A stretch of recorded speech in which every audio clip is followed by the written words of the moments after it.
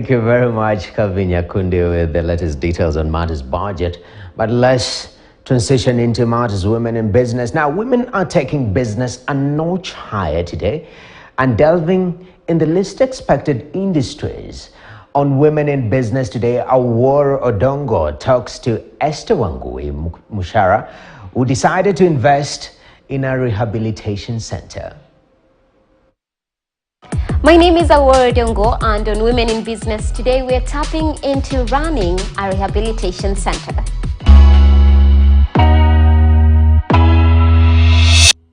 My name is Wangui Mucara, Esther Wangui Mucara. I'm the Executive Director of Nueva Esperanza Treatment and Wellness Center. We operate as a rehabilitation center for people who have issues to do with alcohol and drug addiction, but we also do other types of addiction. We look at gambling, we look at food addiction, but also things to do with wellness and more so mental health wellness. My background is nursing and clinical psychology. From your startup process, how does one start and run a rehabilitation center? For health, of course, I said you'll need a license. And for us, we are licensed by the Kenya Medical and Practitioners Board. We'll need you to renew your licenses. I said my background is nursing, so I use my nursing license to be able to run this facility, and I have to renew it every year. Of course, the people who are working under you, most importantly, have to be certified by the relevant bodies, be it with the Kenya Psychological Association, be it with the Nursing Council of Kenya, or the Kenya Medical Board. Which are the key treatment approaches in any rehabilitation center? In terms of treatment approaches, another very good question. It's more of, as I said, you're working with professionals, people who have gone to school and have subspecialty in addiction and mental health. So we have many treatment approaches, and one of the things that we do is assessment. You have to really sit down with the person and do a lot of evaluation and assessment to know what are their issues, and then after that, then you're able to come up with something that we call a treatment plan. The treatment plan then will be guided by what kind of issues they are, but we have many treatment approaches that one can borrow from, so to speak. We use therapeutic community, where people who have been in addiction before and have recovered are really inspiring other people. We use medical approaches, where somebody has to go through detox to help them overcome the issues, and use other psychological approaches like the cognitive behavior therapy and things like that. What's the major significance of defining your business market for your potential clients? In the 21st century, we are really faced a lot now with issues to do with mental health and with addiction. If you recall, maybe in the 80s, in the 90s, we are talking about things like HIV a lot now. That is gone.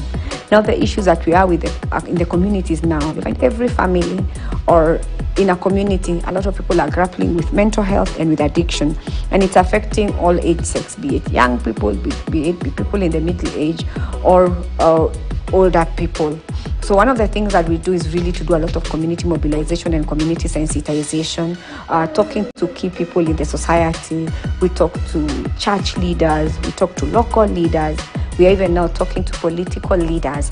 So because number one is to create awareness that yes, this is a problem, and how do we do that? How do we then again do that? As much as we are creating awareness, we're also doing a lot of prevention programs in school, talking to young people about drugs and addiction and how it really affects their lives. I also work a lot with hospitals to be able to refer clients to us. I work with other psychologists who are doing outpatient visits to be able to refer to us.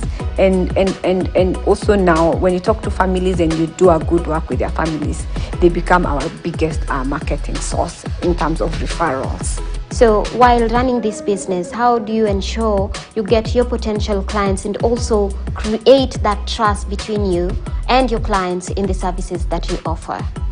One of the things that we do is talk a lot about confidentiality, because what happens with mental health and addictions, it brings a lot of shame and guilt in families, and it also brings a lot of confusion. People are, and they will think many other things. Is my child spoiled? Did I raise him well? Sometimes even in African society, people will think about witchcraft and all those kind of things.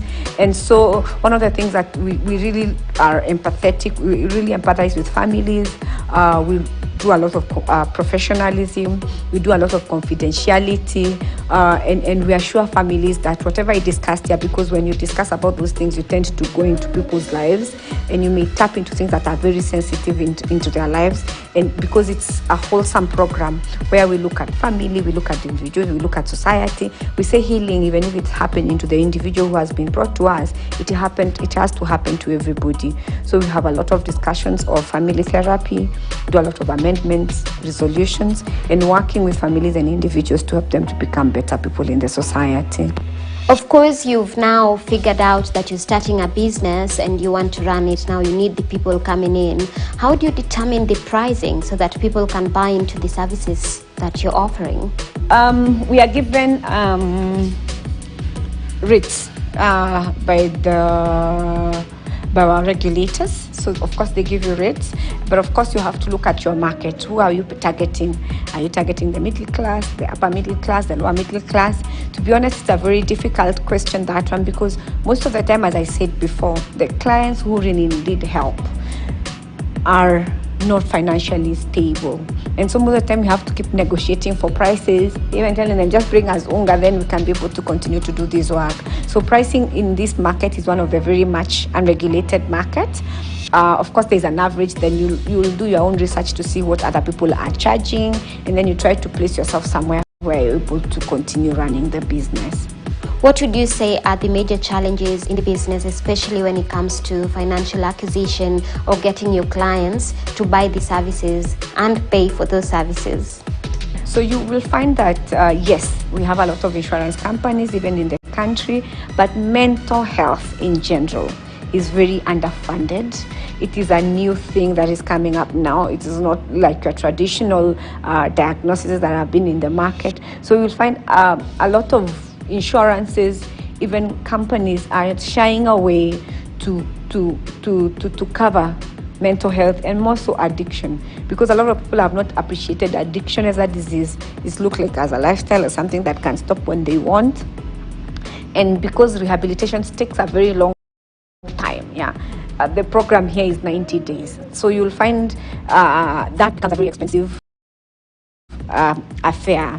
To give someone time off from work for 90 days, you can imagine all those things, and even to pay for it, then that a lot of insurances are not covering mental health. Maybe one or two now are coming, not mental health alone, but also also addiction. It is not something that is covered, not just in Kenya, but in many other parts of the world. Financial literacy, being innovative, being present in the business, and remaining adjustable to fit the current market needs.